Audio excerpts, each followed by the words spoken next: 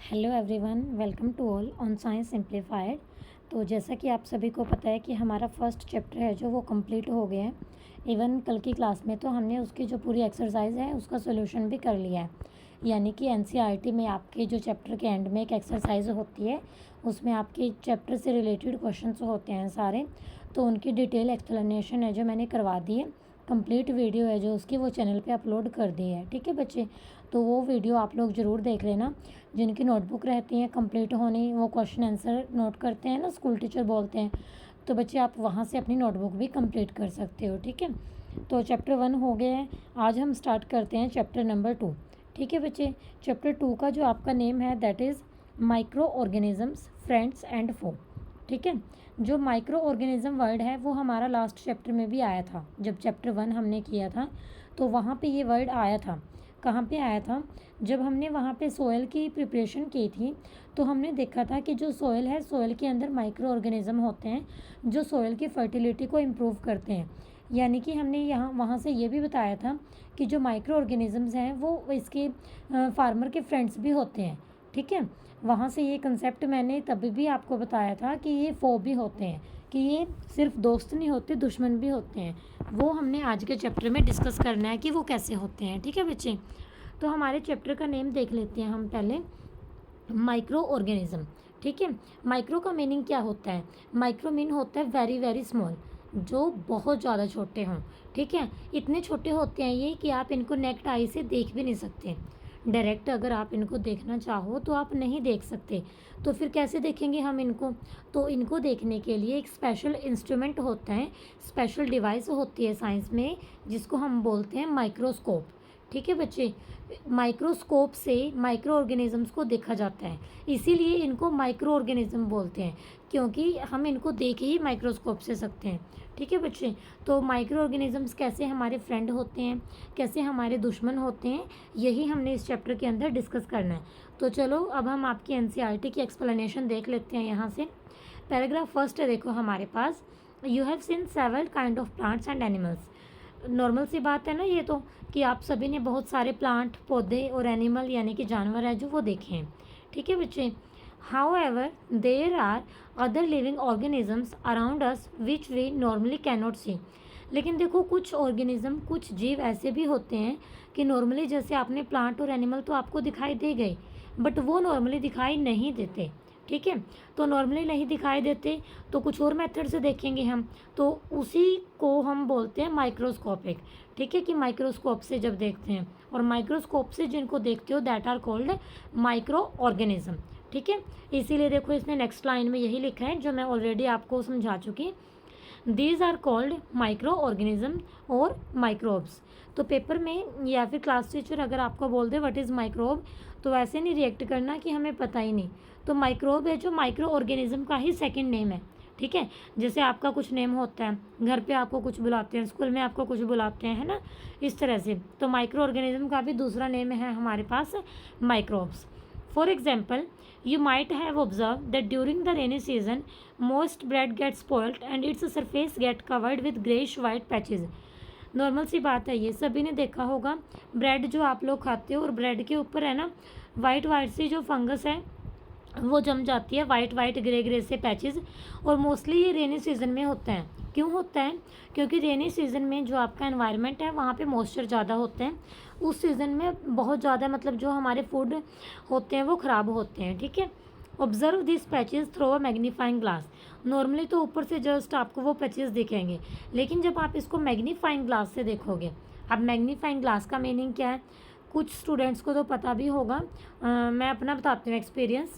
मैंने इसको देखा है, जो ये घड़ी वगैरह ठीक करते हैं ना, वो शॉप होती है, तो वो मैग्नीफाइंग ग्लास रखते हैं, क्योंकि घड़ी को जब खोलते हैं, वॉच को जब खोला जाता है, उसमें ना छोटे छोटे पार्ट होते हैं, तो वो वैसे नहीं दिखाई देते। मैग्नीफाइंग ग्लास से उसको आराम से देखा जा सकता है।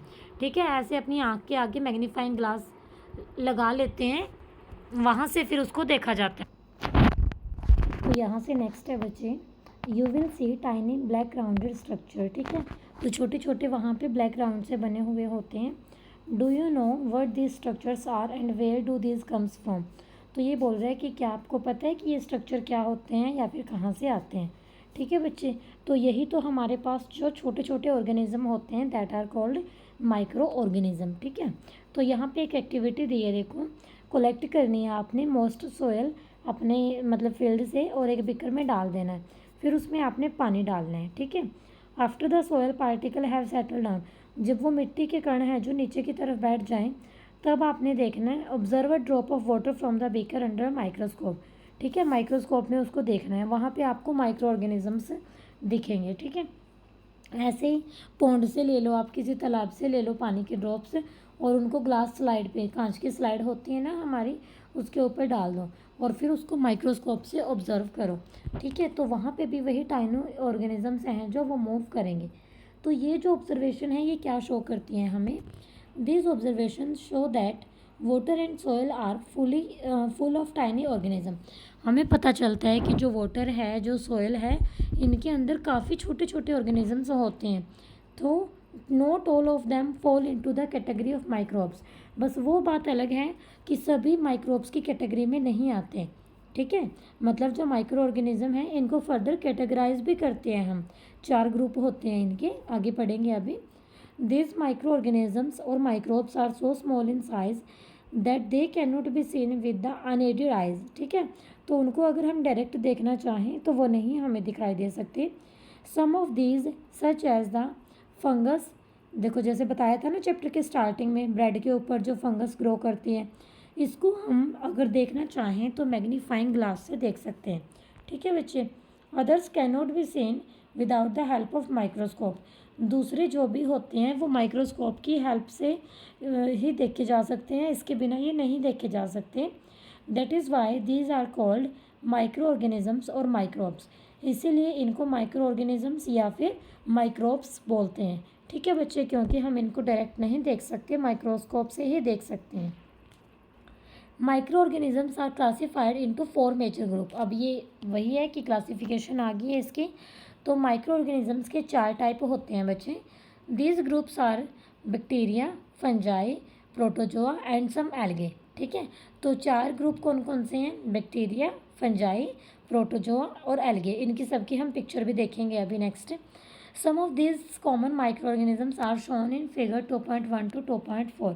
ये देखो बहुत अच्छी अच्छी पिक्चर्स दिखाई हैं। पहले ये देखो बैक्टीरिया दिखा रखे हैं हमें, ठीक है, उसके बाद ये एल्गे दिखा रखे हैं, एल्गे में फिर ये कैटेगरी आ गई स्पाइरोगायरा वगैरह। ठीक है, फिर ये प्रोटोजोआ में अमीबा पैरामीशियम। ठीक है, और नेक्स्ट हमारे फंजाई में ब्रेड माउल्ड हो गया, पेनिसिलियम हो गया, ठीक है, एस्परगिल्स हो गया। तो ये इनकी कैटेगरी है।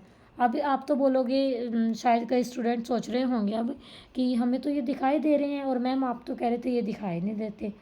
तो बच्चे ये आपको जो दिखाई दे रहे हैं ये माइक्रोस्कोपिक पिक्चर है, मतलब कि माइक्रोस्कोप से जब उसको ऑब्जर्व किया गया तो उस पिक्चर को बड़ा करके लिया गया, जूम करके, जैसे आप फ़ोन में कोई छोटी फ़ोटो छोटी होती है ना फ़ोटो, उसको जूम कर देते हो बड़ा दिखाई देती है, तो उसको जूम करके फिर ये क्लिक किए गए हैं आपको दिखाने के लिए, ताकि जब आप माइक्रोस्कोप में देखो आपको पता लगे कि हाँ ऐसी ऐसी स्ट्रक्चर इस चीज़ की है, ये बैक्टीरिया है या फिर ये एल्गे है। ठीक है,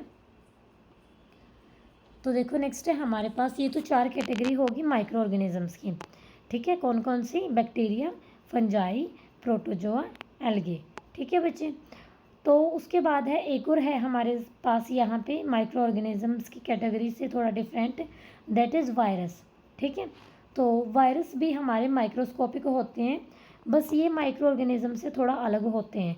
ठीक है बच्चे, they however reproduce only inside the cell of host organism, तो जो मेन ऑर्गेनिज्म होता है ना ये उसकी सेल के अंदर ही होते हैं। ठीक है, तो वो एक बैक्टीरियम भी हो सकता है, मतलब बैक्टीरिया के अंदर भी हो सकते हैं ये, और या फिर वो किसी प्लांट के अंदर भी, एनिमल के अंदर भी, तो वायरस तो कहीं भी मिल जाते हैं। ठीक है, और कुछ वायरस यहाँ देखो इन्होंने दिखा भी रखे हैं डायग्राम 2.5 में, देखते हैं चलो। ये देखो ये वायरस का डायग्राम है, वायरस ऐसे दिखाई देता है ना। कोरोना वायरस तो याद आ गया होगा आप सभी के, तो वायरस का तो पता होगा थोड़ा बहुत तो। ठीक है, तो नेक्स्ट है हमारे पास common elements like cold, influenza यानी कि जो फ्लू होते हैं, and most cough are caused by virus. ठीक है, तो वायरस तो बहुत ज़्यादा है, मतलब डिसीज़ भी फैलाते हैं, जैसे कोल्ड हो गया, जुकाम हो गया, ठीक है, फ्लू होता है, कफ वगैरह होती है, जो पोलियो होता है, चिकन पॉक्सो होता है, तो ये सब वायरस की वजह से ही होते हैं। ये जो मैंने डिसीज़ बताई हैं, इनके वायरस अगर किसी को पता हो तो कमेंट बॉक्स में ज़रूर लिखना है बच्चे, ठीक है। Disease like dysentery and malaria are caused by protozoa. ठीक है, जो डिसेंट्री एंड मलेरिया होते हैं ये किसकी वजह से होते हैं? प्रोटोजोआ की वजह से। और जो टाइफाइड हो गया आपका और टीबी हो गया, ये बैक्टीरिया की वजह से होते हैं। तो देखो ऊपर जो कैटेगराइज हमने किए थे बैक्टीरिया, प्रोटोजोआ, उनसे भी डिसीज़ होती हैं। वो डिसीज़ बताती कौन कौन सी होती हैं। बहुत इंपॉर्टेंट है ये जो अभी ये पढ़ रहे हैं हम, कि वायरस से हमारे ये डिसीज़ होती हैं, और जो प्रोटोजोआ है इससे आपका मलेरिया वगैरह होता है, और टाइफाइड और टीबी वगैरह आपका बैक्टीरियल डिसीज़ होती है, यानी कि बैक्टीरिया होता है इनका। ठीक है बच्चे, और जीवन के माइक्रो ऑर्गेनिजम्स के बारे में आपके पास पहले 6th और 7th क्लास में भी आया है ना। उसके बाद नेक्स्ट है हमारे पास where do microorganisms live.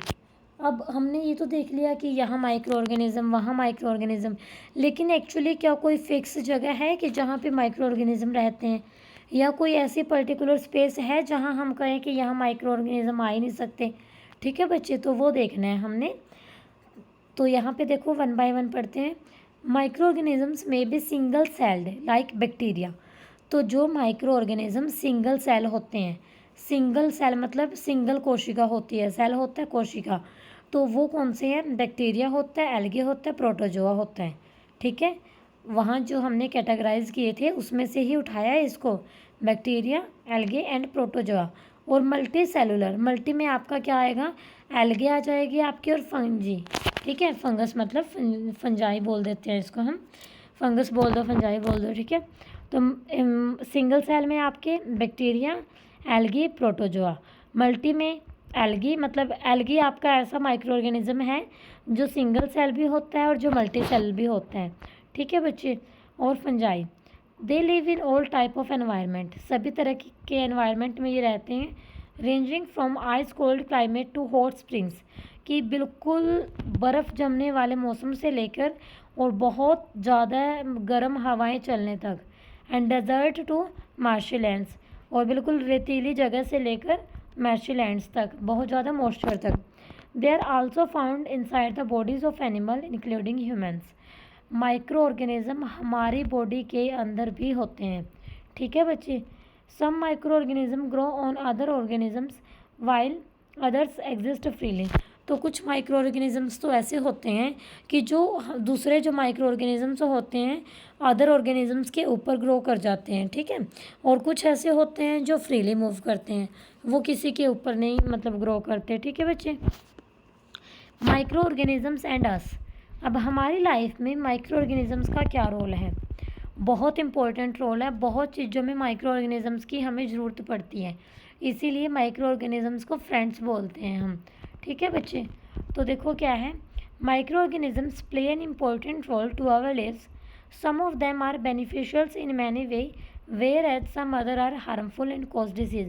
तो देखो कुछ माइक्रो ऑर्गेनिजम्स तो हमारे लिए फ़ायदेमंद होते हैं, बेनिफिशियल्स होते हैं, जबकि कुछ हैं जो हमारे लिए नुकसानदायक होते हैं और बीमारियों का कारण भी होते हैं। तो चलो देखो हम देखते हैं कि कौन सा फ़ायदेमंद है और कौन सा नहीं है।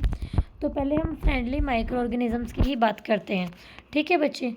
Micro organisms are used for various purpose. जो माइक्रो ऑर्गेनिजम्स होते हैं अलग अलग पर्पज़ के लिए इनका यूज़ किया जाता है। They are used in the preparation of curd, bread and cake. देखो कितना इंटरेस्टेड पॉइंट आया है ना। अभी कुछ बच्चे तो ऐसा मतलब ये सोचेंगे कि मैम ने तो शायद कुछ गलत पढ़ लिया, या फिर बुक वालों ने कुछ गलत प्रिंट कर दिया। गलत कुछ भी नहीं है बच्चे, ये सच है। ठीक है, इसीलिए तो फ्रेंडली माइक्रो ऑर्गेनिज्म बोलते हैं इनको। हम इनका यूज़ करते हैं कर्ड प्रिपेयर करने में, ब्रेड में भी और केक में भी। ठीक है, इवन के जो काफ़ी टाइम से अल्कोहल जो बन रही है ना, वो भी माइक्रो ऑर्गेनिजम्स की वजह से बन रही है। ठीक है बच्चे। They are also used in cleaning up of the environment. हमारा जो एनवायरनमेंट है उसको साफ़ सुथरा भी रखते हैं। For example the organic waste, organic waste में कौन कौन सा आता है? जो फ्रूट्स, वेजिटेबल और प्लांट्स का वेस्ट होता है, that is called organic waste. तो देखो इसने ब्रैकेट में बता भी रखा है, वेजिटेबल्स पिल, सब्जियों के छिलके, यानी कि रिमेन्स ऑफ एनिमल्स, एनिमल्स का जो रिमेन्स होता है वो चीज़, और फेजेस वगैरह हो गए इसमें, ठीक है बच्चे। Are broken down into harmless and usable substance by bacteria. तो ये हैं जो इनको ब्रेक डाउन कौन करते हैं? बैक्टीरिया ब्रेक करते हैं। और किस में ब्रेक करते हैं? Usable, harmless. हार्मलेस मतलब जहाँ से हमें कोई नुकसान नहीं होता, यूजेबल सब्सटेंसेस में। आपने देखा नहीं, क्रॉप प्रोडक्शन वाले चैप्टर में हमने पढ़ा था मैन्योर। मैन्योर कैसे प्रिपेयर होती है? ये बैक्टीरिया, माइक्रो ऑर्गेनिज्म वही तो करते हैं जो प्लांट का या फिर इसका एनिमल्स का जो वेस्ट वगैरह होता है उस पर यही तो एक्शन करते हैं, वो यूजेबली तो बन जाता है मैन्योर हमारे लिए, ठीक है बच्चे। Recall that bacteria are also use in the preparation of medicine. अगर जितनी ये मेडिसिन प्रिपेयर होती हैं ना, तो इनका हम यूज़ करते हैं। इसके अंदर जो मेन इम्पोर्टेंट रोल होता है दैट इज़ बैक्टीरिया। बैक्टीरिया का बहुत इंपॉर्टेंट रोल होता है यहाँ पे, ठीक है बच्चे। बैक्टीरिया है जो प्रिपरेशन ऑफ मेडिसिन में बहुत यूज़फुल होता है। उसके बाद है इन एग्रीकल्चर। एग्रीकल्चर मतलब जो ये खेती वगैरह करते हैं, फार्मिंग करना।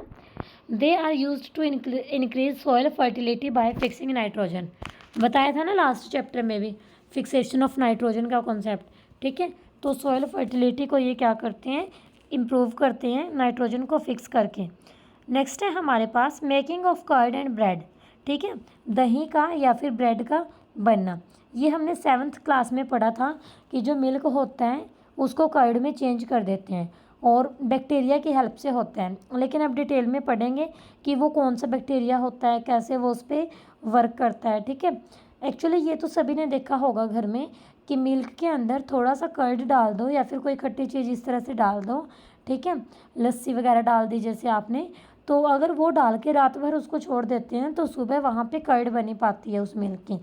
तो वहाँ वो कर्ड ऐसे ही नहीं बनती कि वो 10 मिनट में बन गई, ठीक है, वहाँ फंक्शन होता है बैक्टीरिया का।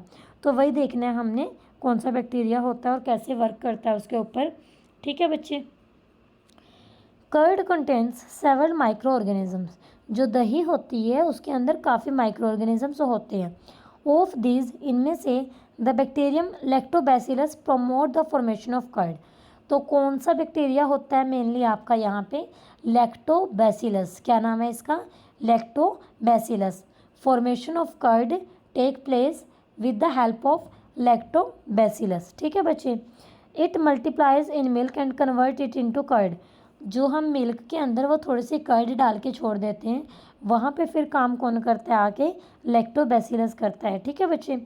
Bacteria are also involve in the making of cheese, pickles and many other food item. तो सिर्फ कर्ड बनाने का काम नहीं होता, बैक्टीरिया को यूज़ करके चीज़ भी बनाया जाता है, पनीर, पिकल, अचार भी बनाया जाता है, और भी फूड की बहुत सारी आइटम होती हैं जो इसका यूज़ करके बनाई जाती हैं। एन इम्पोर्टेंट इन्ग्रीडियंट ऑफ रवा, सूजी, यानी कि जो होता है इडलीज वगैरह होगी, भटूरा वगैरह हो गए। तो देखो ये सारे किसका यूज़ करके बनाए जाते हैं? कर्ड का यूज़ करके बनाए जाते हैं। तो ऐसा क्यों होता है? ठीक है, ये सब चीज़ें कर्ड के यूज़ से क्यों बनाई जाती हैं? तो जो बैक्टीरिया होता है और यीस्ट होता है, ये दोनों ही फर्मेंटेशन ऑफ राइस या फिर इडली या डोसा बटर वगैरह हो गया, इनमें हेल्पफुल होते हैं, इसीलिए कर्ड का यूज़ किया जाता है, ठीक है बच्चे। देखो यहाँ पे इन्होंने बता रखा है, ये मैदा का बता रखा है, यीस्ट पाउडर के साथ जब लेते हैं तो मैदा है जो वो फूल जाता है, ठीक है। मैदे की आपने इतनी सारी चीज़ें खाते हो और वो फूल जाती हैं बनाने के बाद। पूरियाँ बनाते हैं कितनी फूल जाती है, मटर बनाते हैं कैसे फूल जाते हैं वो, ठीक है बच्चे। तो ये फूलते क्यों हैं? ये इसीलिए तो फूलते होते हैं कि उनके ऊपर कोई ना कोई फंक्शन हो रहा है, ठीक है। अब इसने देखो एक्टिविटी बताई है 2.3, take a half kg flour, यानी कि आटा ले लो या फिर मैदा ले लो, ऐड सम शुगर, इसमें कुछ शुगर ऐड करो, and mix with warm water, गर्म पानी के साथ इसको मिक्स कर दो। Add a small amount of east powders, थोड़ा सा ईस्ट पाउडर लेना है, आराम से मिल जाता है बाहर। And need to make a soft dough, तो एक ना सॉफ्ट सा मतलब प्रिपरेशन है जो वो तैयार कर लो, ठीक है। What do you observe after 2 hours, 2 घंटे बाद वो जो आपने गूंथ दिया ना वो तैयार कर दिया, 2 घंटे बाद देखना है। तो आप जो देखते हो जो वो हमारा डाउ है वो राइज हो जाता है। देखो मैदा पहले ऐसे था और अब ऐसे हो गया, बाउल से बाहर निकलने को हो गया, ये होता है रेज्ड मैदा। रेज्ड मैदा मतलब फूला हुआ मैदा। ठीक है बच्चे। Yeast reproduce rapidly and produce carbon dioxide during respiration. Yeast होता है ना जो आपका बहुत जल्दी रिप्रोड्यूस भी हो जाता है और ये क्या करता है, कार्बन डाइऑक्साइड को प्रोड्यूस करता है रेस्पिरेशन के ड्यूरिंग। ठीक है बच्चे, कार्बन डाइऑक्साइड यानी कि बाहर निकलती है। Bubbles of the gas fill the dough and increase its volume. और डाउ जो हमने यहाँ पे डाउ प्रिपेयर किया है, इसके अंदर गैस के बबल हैं जो फिल हो जाते हैं और इसका वॉल्यूम है जो इंक्रीज हो जाता है। This is the basis of the use of east in the baking industry for making breads, pastries and cake. तो ये जस्ट आपको एक थोड़ा सा यूज़ बताया है यहाँ पे कि इसका यीस्ट का यूज़ करके हम क्या करते हैं, केक वगैरह बनाना, पेस्ट्रीज वगैरह, ब्रेड वगैरह वो हम आराम से बना सकते हैं। ठीक है बच्चे। नेक्स्ट है हमारे पास commercial use of microorganism. Microorganisms का लार्ज स्केल पे यूज़ कहाँ होता है, that is called commercial use. Commercial मतलब ज़्यादा प्रोडक्शन के लिए, जहाँ पे इसको प्रोड्यूस मतलब यूज़ किया जाता है। तो देखो क्या है यहाँ पे फर्स्ट लाइन है हमारे पास, micro organisms are used for the large scale production of alcohol, wine and acetic acid. Acetic acid आपका विनेगर। ठीक है। तो जो माइक्रो ऑर्गेनिज्म होते हैं इनका यूज़ किया जाता है लार्ज स्केल पे, किसके लिए, प्रोडक्शन ऑफ अल्कोहल के लिए, वाइन के लिए, एसिटिक एसिड के लिए। ठीक है बच्चे। Yeast is used for commercially production. तो yeast is used for commercial production of alcohol and wine. ठीक है बच्चे, जो अल्कोहल और वाइन प्रोड्यूस की जाती हैं ये भी एक कॉमर्शियल यूज़ हो गया ना। कितना लार्ज स्केल पे आपने देखा है अपनी कंट्री में, कितना आम सी है ये चीज़, है ना। अपनी में क्या, फ़ॉरेन में इससे भी ज़्यादा आम है। ठीक है। अपने यहाँ तो फिर भी है कंट्रोल कि गवर्नमेंट कर देती है, बीच बीच में पॉलिसीज़ बना देती है, इस पर रोक लगा देती है। लेकिन जो फ़ॉरेन कंट्रीज़ हैं वहाँ बहुत ज़्यादा इसका मतलब यूज़ है। ठीक है बच्चे। For this purpose yeast is grown on natural sugar. हमारे पास नेचुरल शुगर होते हैं, किसके अंदर प्रेजेंट होते हैं वो, बैले वगैरह, वीट या फिर राइस क्रश होता है जो। ठीक है, राइस होता है और ये क्रश किया हुआ जो आपका फ्रूट जूस होता है। तो फ्रूट जूस के ऊपर नेचुरल शुगर होती है वही, और वहाँ पे यीस्ट को ग्रो किया जाता है। ठीक है बच्चे। यहाँ पे नेक्स्ट है हमारे पास एक्टिविटी गिवन है एक, take a 500 ml beaker filled up to 3/4 with water. आपने ना 500 ml का एक बीकर लेना है और उसको फिल करना है, वाटर उसमें कितना होना चाहिए, 3/4। ठीक है बच्चे। उसके अंदर शुगर डालनी है आपने, 2 से 3 चम्मच है जो, स्पून है जो आपके। Add half a spoon of yeast powder to the sugar solution. फिर उसके अंदर आपने हाफ स्पून है जो ईस्ट पाउडर का डाल देना है और फिर उसको कवर कर देना है एक वार्म प्लेस पे 4 से 5 घंटे के लिए। और फिर वो स्मेल देखनी है सॉल्यूशन की, वो कैसी स्मेल होती है। वो स्मेल आपको अल्कोहल जैसी स्मेल ही मिलेगी। ठीक है बच्चे। तो ये आपको क्यों बताई है एक्टिविटी, ये इसीलिए बताई है कि उसकी प्रिपरेशन बताई है। ठीक है। यहाँ पे एक कंसेप्ट आएगा, देखो, this is the smell of alcohol at sugar has been converted into alcohol by yeast. Yeast जो हमने डाला था ना, तो उसने क्या किया है, शुगर को कन्वर्ट कर दिया है अल्कोहल के अंदर। ठीक है। और जो प्रोसेस होती है कन्वर्जन ऑफ शुगर की इनटू अल्कोहल में, दिस इज़ कॉल्ड फर्मेंटेशन। क्या बोलते हैं इसको, fermentation. I am repeating again, this process of conversion of sugar into alcohol is known as fermentation. ठीक है बच्चे। जो फर्मेंटेशन का कॉन्सेप्ट था ये डिस्कवर किया गया था, लुइस पास्चर ने इसको डिस्कवर किया था 1857 में। ठीक है। ये ईयर भी याद रखना है आपने, 1857। नेक्स्ट है medicinal use of micro organisms. अभी बताया था ना आपको कि माइक्रो ऑर्गेनिज्म हैं जो टैबलेट्स वगैरह जो होती हैं, इसमें भी माइक्रो ऑर्गेनिज्म है जो इंपॉर्टेंट रोल प्ले करते हैं। बैक्टीरिया का बताया था मैंने, फंजाई का। ठीक है। तो देखो क्या है, whenever you fall ill the doctor may give you some antibiotics tablet. Doctor क्या करते हैं, एंटीबायोटिक ही तो देते हैं आपको, कैप्सूल की फॉर्म में दे देते हैं, टैबलेट की फॉर्म में दे देते हैं, या फिर जिसको कैप्सूल टैबलेट से भी प्रॉब्लम होती है या फिर ज़्यादा हाई लेवल की प्रॉब्लम होती है तो इंजेक्शन भी दे दिए जाते हैं। ठीक है, पेंसिलिन बोलते हैं। The source of this medicine is micro organism. अब ये मेडिसिन आती कहाँ से हैं, इनका मेन सोर्स क्या है, वो है हमारे पास micro organism.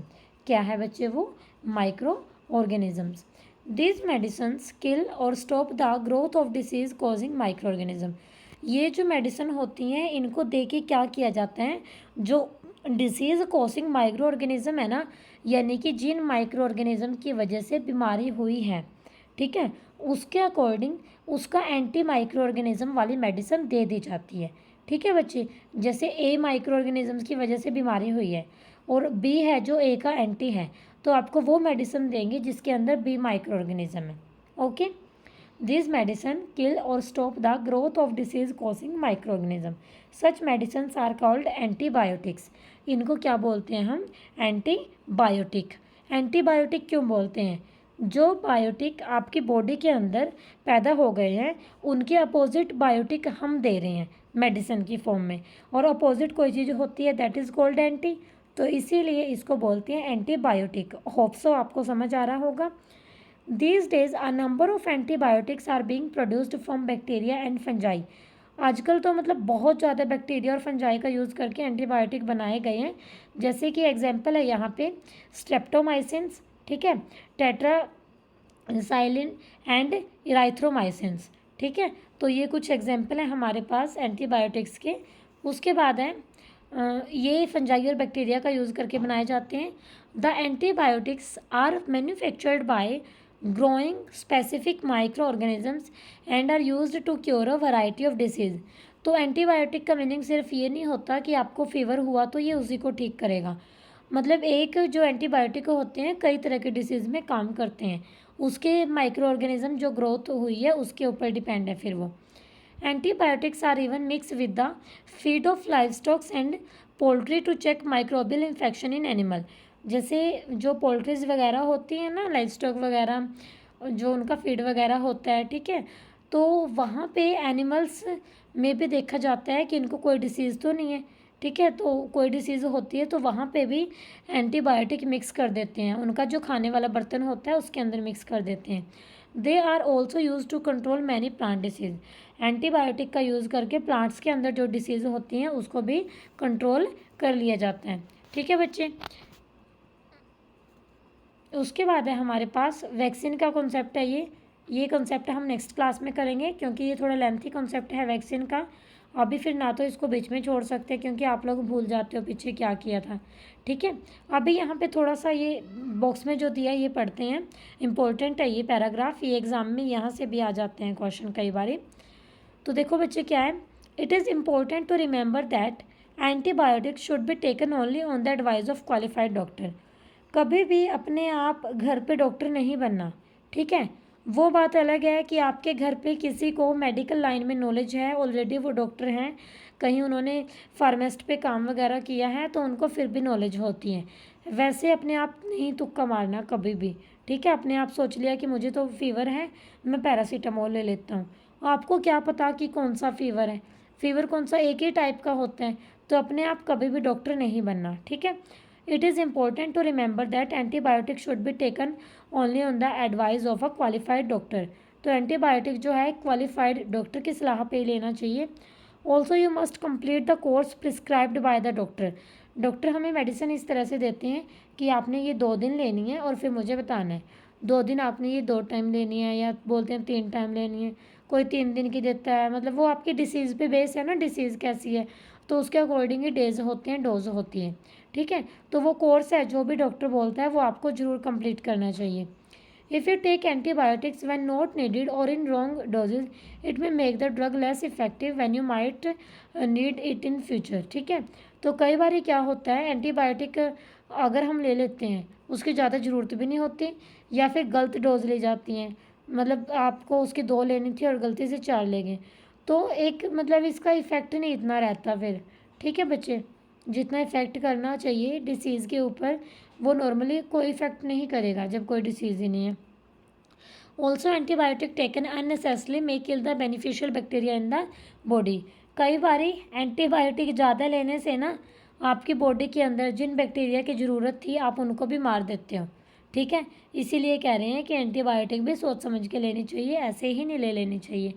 Antibiotic, however, are not effective against cold and flu as these are caused by virus।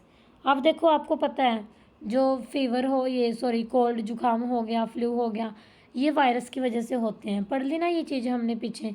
तो हमेशा यहाँ पे ये नहीं है कि एंटीबायोटिक ही काम करेगी, तो उसके अकॉर्डिंग आपका कोर्स है जो वो अलग रहता है फिर।